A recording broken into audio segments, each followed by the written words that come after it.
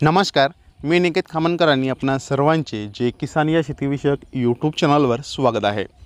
आज दिनांक 13 नोव्हेंबर 2024 आणि मित्र हो, आता सकाळचे 7:30 झालेले आहेत।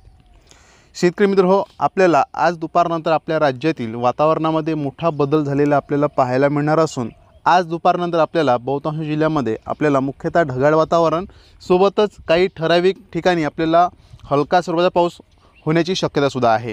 तर या संदर्भातच आपण सविस्तरपणे माहिती या व्हिडिओच्या माध्यमातून जाणून घेणार आहोत। तर त्यासाठी हा व्हिडिओ शेवटपर्यंत नक्की बघावा।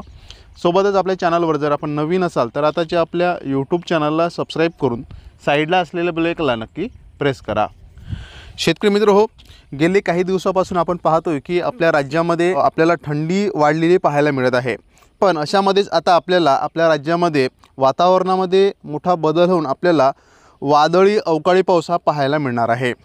आजपासून पुढे काही दिवस आपल्या राज्यामध्ये विविध जिल्ह्यामध्ये मुख्यतः ढगाळ वातावरणासह आपल्याला अवकाळी पाऊस हा पाहायला मिळणार आहे।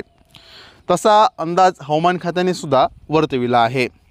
हवामान खात्याच्या अंदाजानुसार आपल्याला आज दुपारनंतर आपल्या राज्यातील बहुतांश जिल्ह्यामध्ये मुख्यतः ढगाळ वातावरण राहणार असून आपल्याला कोल्हापूर आहे, त्यानंतर सिंधुदुर्ग आहे, या जिल्ह्यामध्ये मुख्यतः ढगाळ वातावरणासह या ठिकाणी हलका स्वरूपाचा पाऊस होण्याचा अंदाजसुद्धा हवामान खात्याने वर्तविला आहे।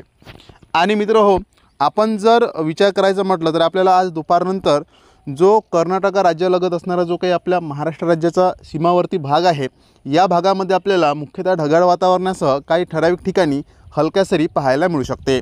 यामध्ये खास करून आपल्याला मराठवाड्यातील बहुतांश जिल्ह्यामध्ये सोबतच पश्चिम महाराष्ट्रातील बहुतांश जिल्हे, त्यानंतर दक्षिण कोकण आहे, या विभागातील बहुतांश जिल्ह्यामध्ये मुख्यतः ढगाळ वातावरण आज दुपारनंतर प्रामुख्याने पाहायला मिळणार आहे।